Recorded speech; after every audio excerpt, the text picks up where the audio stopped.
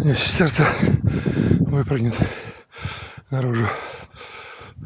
Было одеть длинные штаны, конечно же, Олег, чтобы было легче. Но ты как обычно. И нос мой.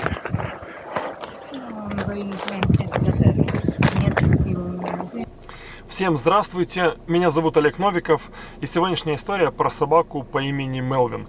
Сразу хочу предупредить, что история закончилась хорошо, поэтому не переживайте. Эта история очень непростая, было очень много разных событий, но самое главное, вы помните, что все закончилось очень хорошо. Ну давайте по порядку. За день до этих событий я очень долго работал. Потом еще полночи сидел за компьютером. Завтра начинались праздники. И я дома, поэтому можно было отоспаться. Но поспать подольше так и не получилось. Меня разбудил телефон. На телефоне было несколько сообщений. Олег, позвони, это срочно. Сообщение от ребят из приюта. Если они написали срочно, значит это на самом деле срочно. Девчонка Леор рассказала мне, что люди нашли собаку со сломанной лапой. Наверное, сбила машину. Место, где нашли собаку, это деревня, которая находится на севере страны, на северной границе. Я спросил, люди, которые нашли собаку, все еще находятся рядом с ней. Леор сказала, что они все еще на месте и ждут моего звонка. Я попросил ее, чтобы она прислала мне все, что у нее есть. Телефон людей, фотография собаки и координаты места. На фото была собака породы салюки. Это порода борзых собак. Крупная, высокая собака. Собака с переломанной лапой лежала за забором в какой-то грязи. Я созвонился с ребятами, узнал подробности и стал собираться. Эти ребята не из тех мест. Как они там оказались? Сегодня праздники, и полстраны уезжают гулять на север. Красивые места, чистый воздух. Вот так они нашли собаку. Навигатор в машине показал мне 1:40 до этого места. Но сейчас праздники, дорога может занять и больше времени. Я сказал ребятам, что ехать мне почти 2 часа. И если они захотят уехать, чтобы обязательно мне позвонили. И они такие: Олег, ты что? Мы будем ждать столько, сколько нужно. Мы одного его тут не оставим. Я был очень рад это слышать. Собака салюки, даже, по-моему, породистая. У нее что-то с лапой, лежит около какого-то забора. Ну, в общем, такое ощущение, что ее ударила машина. Я еду. Ехать мне 1,5 часа, связался с людьми, они меня там ждут. Очень хорошо, молодцы ребята, сказали, что будут ждать сколько надо. В общем, я еду. Я написал им, когда я приеду, и еду. Ехать мне еще сейчас, сколько? Еще 50 минут ехать. Всего ехать 1,5 часа, но уже еще час, 50 минут. И я буду на месте, посмотрим, что там с ней. Хоть бы она не сильно была поломанная, хоть бы она вообще была не поломана, чтобы с ней все было нормально. Еду. История. Где-то примерно через час звонок от ребят. Олег, он встал и пытался идти, но упал. Упал в лужу. Я такой: какая еще лужа? Когда я посмотрел фото, мне стало просто не по себе. Собака с открытым переломом лежала в грязи в луже по самую шею. Он пытался продвигаться вдоль забора, но не смог. Я попросил ребят, чтобы они не выпускали его из виду. И постарались по возможности выманить его из этой грязи на сухое место. Эта деревня находится очень близко к границе. В целях безопасности вокруг деревни забор до самой земли. Вдоль забора изнутри идет дорога, которая огибает всю деревню. Это дорога для внутренней охраны этого поселения. Вот за этим забором лежала собака. Ребятам удалось выманить собаку из лужи на более-менее сухое место. Когда я приехал, собака стояла около забора, и девушка Таня, просунув руку через забор, как заботливая мама, вытирала собаку от грязи. Разговаривала и гладила его через решетку. Она все делала очень правильно, она не давала ему отойти от забора и отвлекала разговорами. Лапа у собаки была сломана. Мне показалось, что сломана в 2 местах. Огромная открытая рана, очень сложно было рассмотреть из-за налипшей грязи. Рана старая, минимум неделю, может даже больше. Обходить далеко. Но ничего делать. Было одеть длинные штаны, конечно же, Олег, чтобы было легче. Но ты как обычно.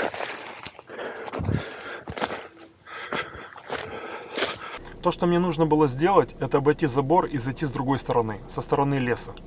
Я вышел за ворота деревни, пошел в сторону трассы, чтобы найти место, где можно было зайти в лес. Все было замотано колючей проволокой. Я так и не нашел нормальное место, пришлось перелазить через заграждение. На севере страны в некоторых местах небезопасно ходить в лес и по полям. У нас все еще есть места, которые закрыты колючей проволокой с табличками «Осторожно, мины», остатки с прошлых войн. Но в этих местах все должно было быть чисто. Мне нужно было через лес вернуться к центральным воротам и потом пройти вдоль забора до этого места. Я шел там, где было возможно, и думал о том, как нести собаку обратно. Пробираться через колючие кусты с длинноногой собакой, у которой сломанная лапа, будет совсем непросто. Да еще и перелазить через несколько мест с колючей проволокой. У меня появилась идея. В том месте, где лежала собака, под забором был небольшой проход. Можно попробовать протащить собаку под железным забором на другую сторону. Может, это и не сработает, но во всяком случае нужно было попробовать. Других решений в тот момент у меня не было. Я подошел к месту, где лежала собака. Мне нужно было подойти так, чтобы он не решил встать. Девушка Таня помогла мне придержать его, пока я подползал к собаке. Нужно всегда быть как можно ближе к земле. Никогда не возвышаться над собакой, если она вас боится. Вы можете руку положить ему на спину и придавить чуть-чуть? Просто чтобы не встал. Не, выше, выше, вот сюда, смотрите на меня, вот здесь, да, вот так. Если вы почувствуете, что он начинает вставать, просто придавите его.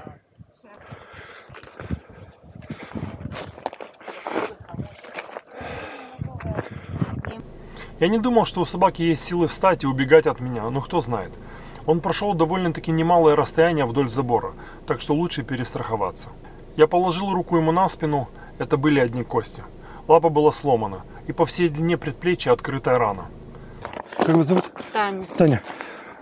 Откройте машину, сзади лежит пакет с одеялом.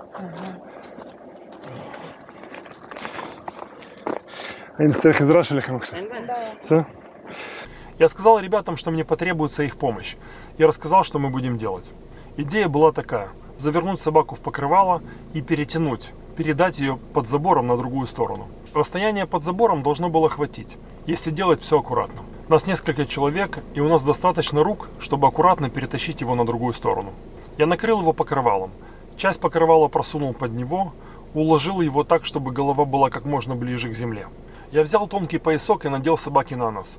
Это нужно для того, чтобы он никого не укусил, в то время как мы будем его двигать. Нам нужно перетащить большую собаку со сломанной лапой под железным забором. Сложно предугадать, как он будет реагировать в тот момент, поэтому лучше перестраховаться. На самом деле я больше боялся за ребят. Им нужно будет потом сидеть с ним на другой стороне и ждать, пока я не обойду через лес обратно. Нужно постараться как можно меньше двигать передние лапы. Мы очень аккуратно, придерживая голову, перетащили его на другую сторону. У нас все получилось. Он почти весь был на другой стороне забора. Ребята держали его, и я пошел через лес обратно. Я старался идти как можно быстрее. Спуск, потом подъем, забор с колючей проволокой.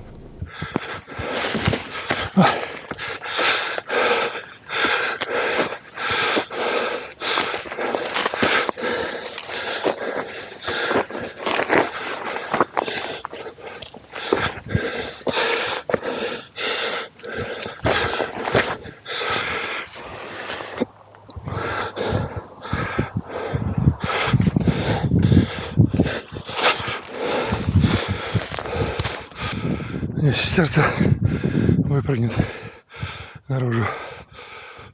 Когда я вернулся, собака лежала на том же месте. Его даже не нужно было держать. Мне кажется, он все понял. Он понял, что мы ему хотели помочь. Уля, Нера.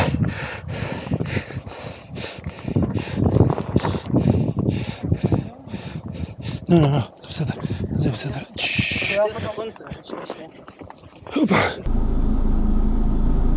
Я взял его на руки и аккуратно отнес в машину.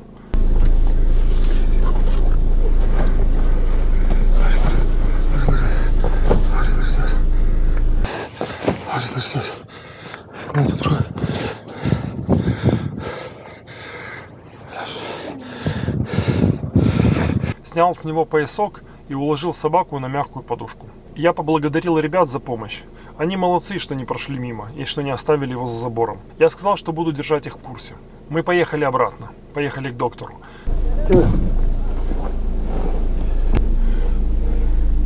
Девочка.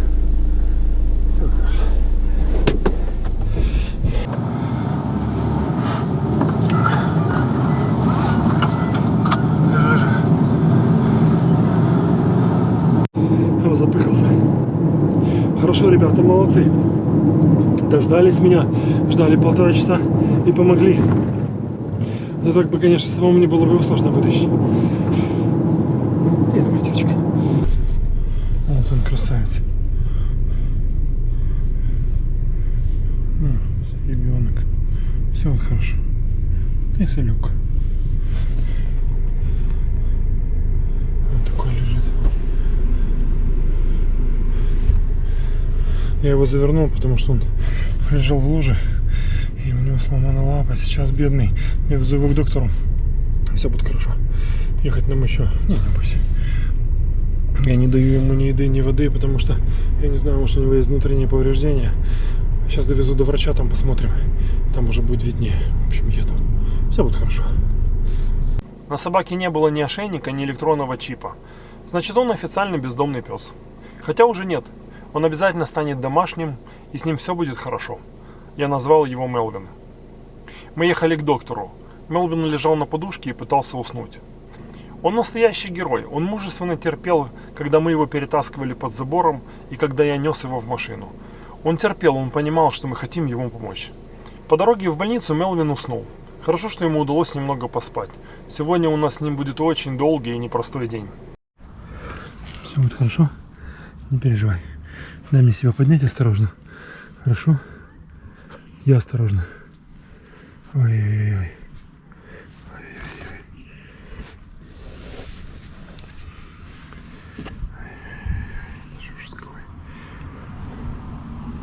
Все, идем. Все будет хорошо. Мы приехали в больницу. Я занес его и положил на стол. Он не сопротивлялся. У него просто не было сил. Взяли кровь, дали обезболивающее и поставили капельницу. Сделали рентген лапы, несколько фотографий раны. Всю информацию переслали главному доктору. Левая лапа была сломана и огромный глубокий порез по всей длине предплечья. Врач, который осматривал Мелвина, сказал, что проблема даже не в самом переломе, а в длинном порезе, который шел через все предплечье. Рана была старая. Сколько времени он так ходил, мы не знаем. Очень много мертвых тканей. Да и место очень неудобное. Мелвин лежал на столе. Я закутал его покрывалом, закрыл ему морду, оставив только его длинный нос. Закрытой мордой он чувствовал себя более спокойно. Мы получили ответ от главного доктора. Сказал обработать рану, убрать все лишнее и забинтовать. Завтра он хочет лично все проверить, и потом решим, что делать дальше. Нужно было постараться обработать рану с минимальным наркозом. Просто чтобы не ввести собаку в шоковое состояние. Доктор залил минимальную дозу наркоза и начал обрабатывать. Я придерживал Мелвина и рассказывал ему о том, что все будет хорошо. И как он будет бегать, и что он обязательно поправится. Он терпел, но каждый раз, углубляясь в рану, приходилось добавлять наркоз. Мертвые ткани просто отваливались. Он не один день был в таком состоянии. Нужно было почистить и убрать все неживое. В какой-то момент началось кровотечение. Мелвин был уже совсем в отключке. Доктор говорит мне: Олег, сними свои перчатки и одень стерильные. Я старался помогать по возможности. Я делал все, что мне говорили. Доктор остановил кровотечение. Мы сделали еще несколько фото открытой раны и переслали главному врачу. Доктор забинтовал лапу. Все было очень чисто и аккуратно. Мелвин лежал в полной отключке. Я не знаю, сколько времени прошло с того момента, как мы начали, но мне показалось, что это прошла целая вечность. Теперь нужно было ждать, пока Мелвин выйдет из-под наркоза. Доктор говорит мне: Олег, хочешь кофе? Я покачал головой и говорю: нет. И говорю ему: мне бы твое самообладание. Он говорит: когда ты делаешь это каждый день, ты начинаешь потихоньку привыкать. Я еще тогда подумал, как хорошо, что я не доктор. Я дождался, пока Мелвин выйдет из-под наркоза, взял лекарства, капельницы, и мы поехали в приют. Это красавец мой.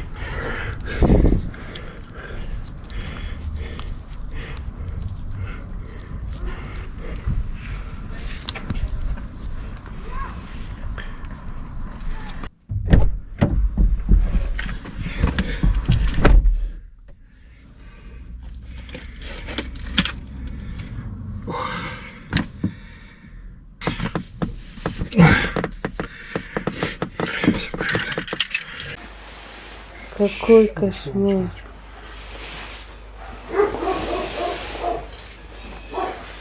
В приюте у него было точно такое же место, как в больнице. Это специальное отделение, в котором держат после травм или во время болезни. Постелили ему одеяло, положили пеленки. За несколько часов в больнице ему прокапали 2 капельницы. На сегодня этого было достаточно. У него только одна лапа или 2? По-моему, за середину можем.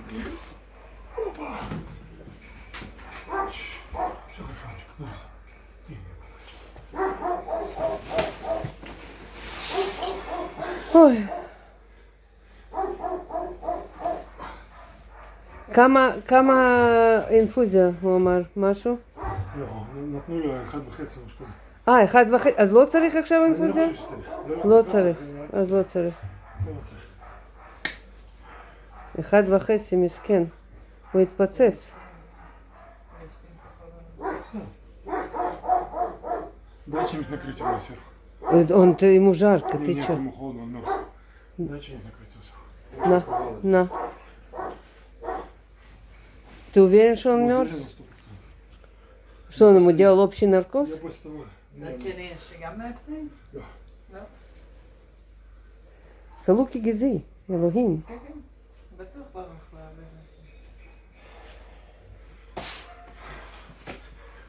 Я вернулся домой, немного расскажу, что происходит. В общем, завтра надо будет везти его в больницу еще раз, потому что завтра будет специалист, который должен посмотреть лапу, потому что все не так просто. До завтра должно быть с ним все нормально. Ну, он молодец, он, конечно, так стойко держался, это просто герой. Минимум неделю он так гулял, может быть даже больше. Все, завтра повезу его утром в больницу. Завтра возьму выходной и буду заниматься им. Все будет хорошо. Всё. Даже не знаю, что сказать больше. Ладно, все, иду домой. Я везу малыша в больницу сегодня. Сегодня будет специалист, который должен будет его посмотреть и решить, что делать дальше с лапой. Ну, в общем, все. Ночь он поспал, пописал, даже перевернулся сам. Молодец. Не знаю, как он смог перевернуться сам, но перевернулся, лежал не так, как мы его положили. В общем, все будет хорошо с ним. Сейчас я уже почти приезжаю. Мне до врача еще 15 минут. Я подожду и посмотрим, что он скажет. В этот день Мелвин остался в больнице. Кроме перелома лапы, у него был глубокий порез через все предплечье. Аня должна была приехать в больницу днем. Я попросил ее, чтобы она рассказала, когда будет что-то известно. Позже она написала: «Будем спасать лапу». Ну все, значит, мы еще побегаем. У меня сразу отлегло. Через час она прислала мне несколько фото. Зрелище, конечно, было не для слабонервных. Но ничего не поделать, врачи делают свою работу. Врачи спасали Мелвину лапу. Обнаружили еще одну проблему. У него собирается воздух в грудной клетке. Начинает давить на легкие, и он начинает задыхаться. Воздух откачали, теперь нужно следить за его дыханием. Через 4 часа она написала, что врачи все сделали. Все вроде хорошо. Забирать Мелвина мне нужно было после 8 вечера. Я приехал в больницу, доктор рассказал, что нужно следить за его дыханием. И если он начинает задыхаться, срочно везти его к ним обратно. Я спросил у доктора, что с лапой, что ему сейчас можно, а что нельзя. Он может на нее наступать? Доктор рассказал, что нужно потихоньку ходить. Он не может все время лежать. Для восстановления ему нужно хоть немного двигаться.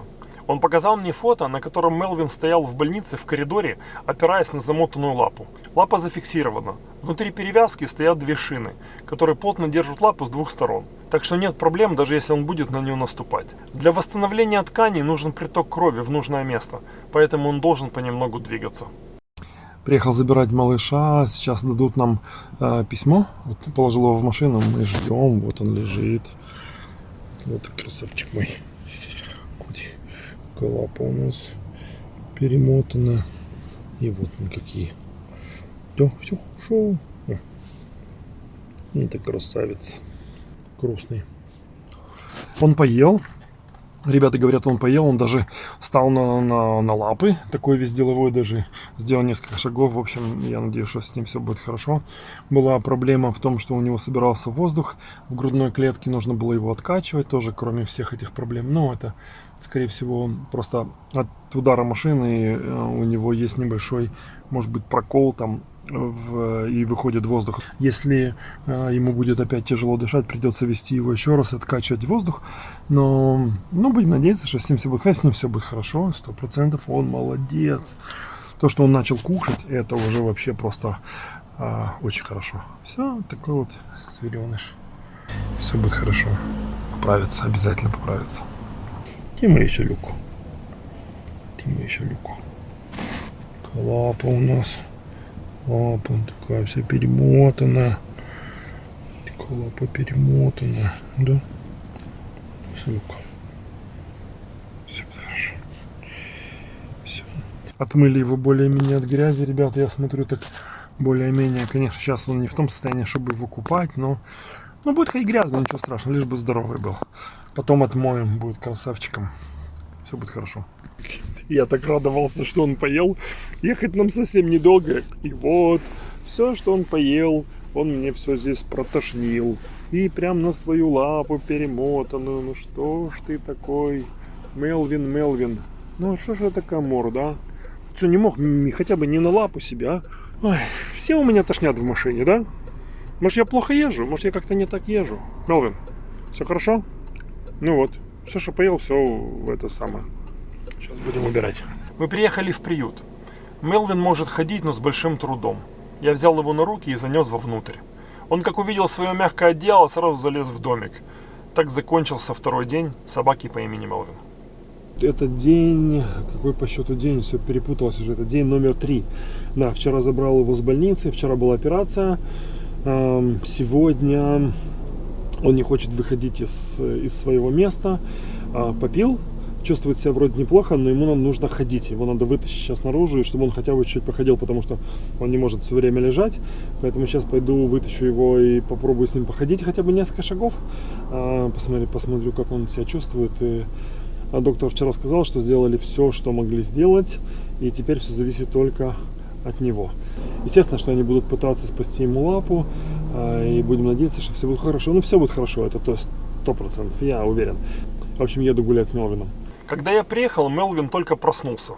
Увидел меня, сразу оживился, но не от радости, а типа, о, опять этот страшный человек сейчас повезет меня к доктору. Вообще, я думаю, со мной у него будут самые плохие воспоминания. Я взял его на руки и поставил перед его домиком. Он все время смотрел на свое место, все время норовил сбежать и лечь. Мы немного походили, и он быстро-быстро залез обратно. Потом всеми ребятами уговаривали его покушать. Кое-как покормили. В следующий раз на проверку и на перевязку нужно было вести его через 2 дня. Сейчас нужно было смотреть, чтобы он кушал, пил, принимал лекарства и следить за его дыханием.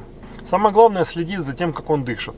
Если вдруг начинается ухудшение, нужно срочно везти его в больницу, чтобы откачивать воздух. Ну, давай пройдемся. Иди ко мне. Иди, малыш. Иди сюда. Иди сюда. Иди ко мне. Иди сюда. Ну иди ко мне. Ну иди ко мне. Иди. Пошли, пошли. Идем. Идем, идем. Молодец. Давай еще. Молодец. Молодец. Ну пошли еще. Сегодня везу Мелвина на перевязку в больницу. Он будет сегодня там целый день. Ему должны будут снять все, что они намотали, перевяжут заново, и вечером я его заберу. Днем приедет Аня проведать его. В общем, сейчас я его утром оставляю, днем будет Аня, вечером я его забираю обратно и скажут, когда привезти его в следующий раз. Прошло, это сколько, 5 дней прошло с того момента, как мы его нашли. Ну, он потихонечку начинает отходить. Он рано, конечно, еще что-либо говорить, но более-менее реагирует уже на окружающую жизнь. В общем, ну, пока только в основном спит. Чуть-чуть ест, спит, ходит в туалет. Сегодня вышел ночью из клетки, написал рядом, не в клетке. В общем, мальчик молодец.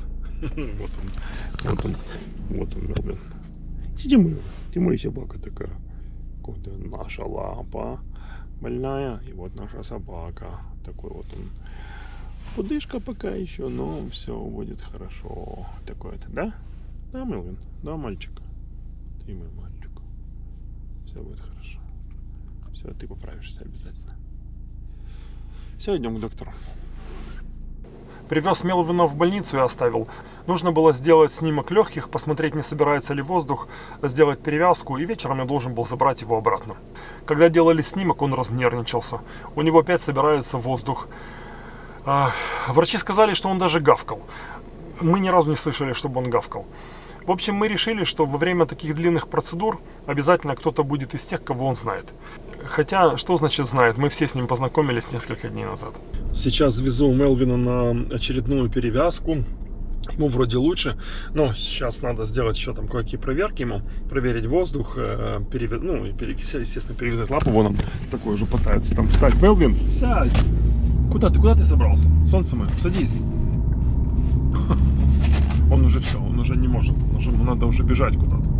Как делали перевязку? Всегда старались выполнить перевязку без наркоза. Давать анестезию часто нельзя, это влияло на его общее состояние и на его легкие. Так что старались делать без наркоза настолько, насколько это возможно. Я прижимал его к себе, закрывал ему лицо рукой и разговаривал с ним. Говорил, что все будет хорошо, и совсем скоро все закончится, и он снова будет бегать.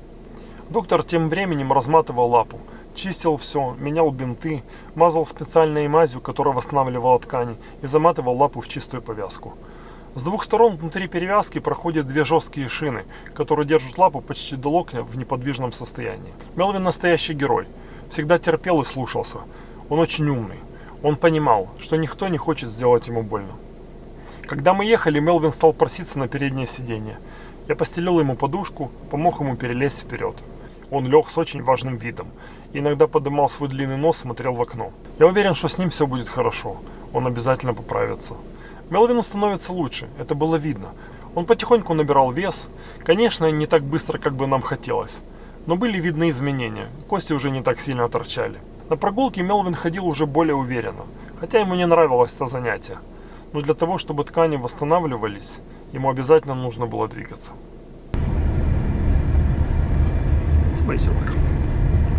Мелвину становится лучше. Он был более радостным, даже учитывая тот факт, что он ехал к доктору. Он пытался ходить по машине. Вообще он сам не знал, что он хочет. Наверное, хотел уже быстрее куда-то бежать. Мне сложно с тобой ехать, когда ты можешь сесть пока просто. Хорошо? Сядь. Ну что такое? Я знаю, что ты хочешь бегать. Ты еще пока не можешь бегать. У тебя еще лапа больная. А ты уже собрался куда-то. Сиди. Сиди спокойно. Ох, что-то. Сядь. Сядь, не маячь. Тут еще такая дорога, которая, такая извилистая. И ему неудобно, ему надо держать равновесие. Если бы он сел, было бы хорошо, а он нет, ему надо в окно смотреть. Это беспокойная собака. Да? Что? Мелвин. Он уже начинает, ему уже становится лучше, поэтому он начинает уже баловаться. Ну, это хороший знак, да? Солнце мое. Вытянь нос. Все хорошо? Сиди спокойно. Ух, ты меня не съешь? Все хорошо? Мы уже должны были быть у доктора. Мы уже опаздываем на 5 минут. А ты мне тут устраиваешь вот эти пляски. В клинике проверили лапу, видно заметное улучшение. Положили лекарство, замотали в новое чистое. Мелвин послушно стоял и внимательно слушал все, что мне рассказывал доктор. Перед тем, как поехать домой, мы решили пройтись недалеко от клиники. Среди людей и домов. Новые запахи, новые места. Немного расскажу, в чем была основная проблема заживления лапы. Кроме самого перелома, из-за того, что много тканей было повреждено в районе локтя, не было возможности просто взять и зашить это место. В таких случаях требуется пересадка кожи с неповрежденного места в тот участок, где она более необходима. Это очень непростая операция. Потом долгое восстановление, да и не факт, что все это приживется. И это то, что должны были сделать Мелвину, когда у него немного восстановятся ткани. Но доктор сказал, посмотрим, как будут развиваться события. Может, все обойдется. Забегая вперед, хочу сказать, что все обошлось. Все обошлось без пересадки. Едем с Мелвином к доктору. Он не хочет сидеть сзади, он хочет сидеть впереди. И вот он вот так вот стоит. Мелвин, давай ты сядешь назад, ты ляжешь, ложись хотя бы так. Осторожно, лапу, осторожно. Так вот. Мы едем к доктору на проверку и на перевязку. И сейчас откроем, посмотрим, как у него там дела. В прошлый раз было намного лучше. Я надеюсь, что в этот раз вообще хорошо. Все. Ну, по тому, как он себя ведет, он чувствует себя неплохо. Ну, как бы видно, что он начинает потихонечку отходить, отъедается. Он еще, конечно же, принимает лекарства, таблетки там разные, обезболивающие антибиотики и обезболивающие антибиотики. Мелвин. Это не собака, это что-то. Такой красотун, ну просто вообще. Просто красотун.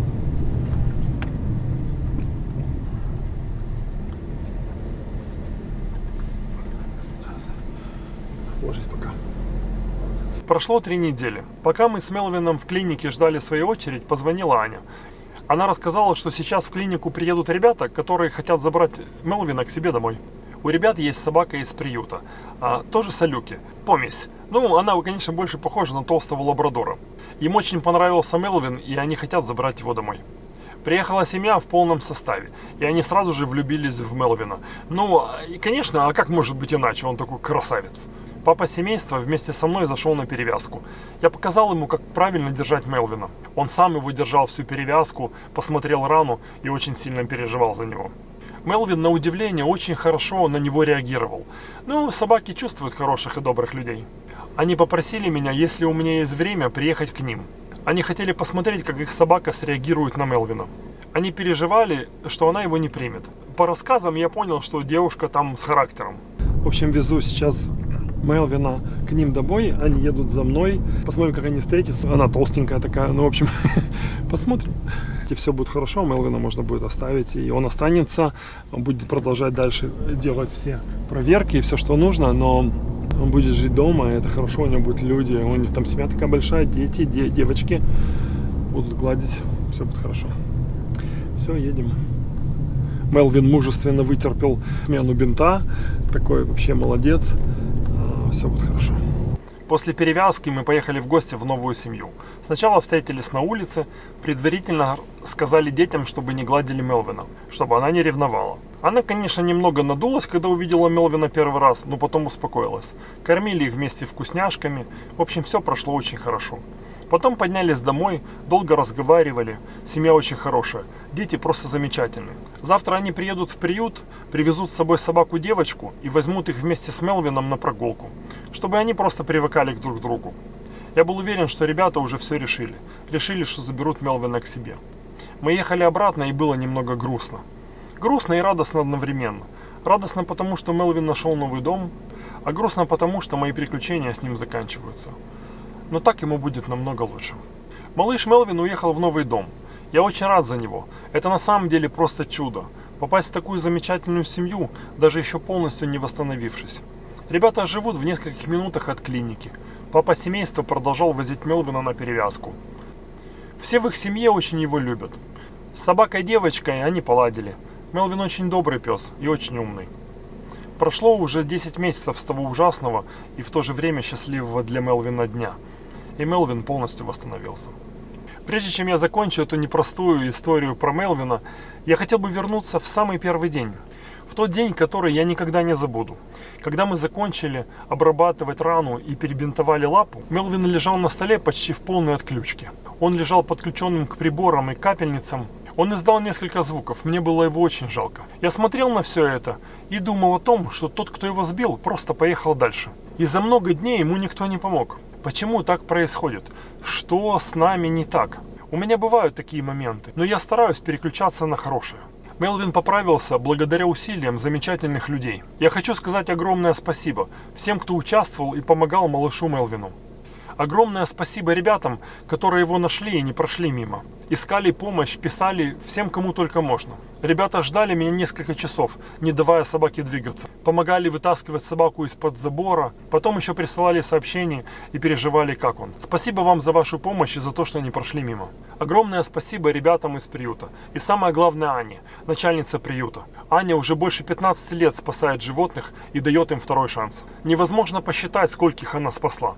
И из каких сложных ситуаций она вытягивала собак. Она на самом деле настоящий ангел для бездомных животных.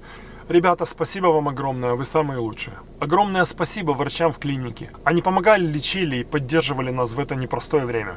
И, конечно же, спасибо новой семье Мелвина. Вы замечательные люди, и это очень хорошо, что Мелвин попал именно в ваш дом. Я знаю, что он теперь в надежных руках, и за него можно не переживать. Всего вам только хорошего в жизни. Вот так закончилась история собаки по имени Мелвин. Помогайте по возможности бездомным животным. Будьте хорошими людьми настолько, насколько это возможно. А на сегодня все. Удачи всем. Берегите себя. Всем пока.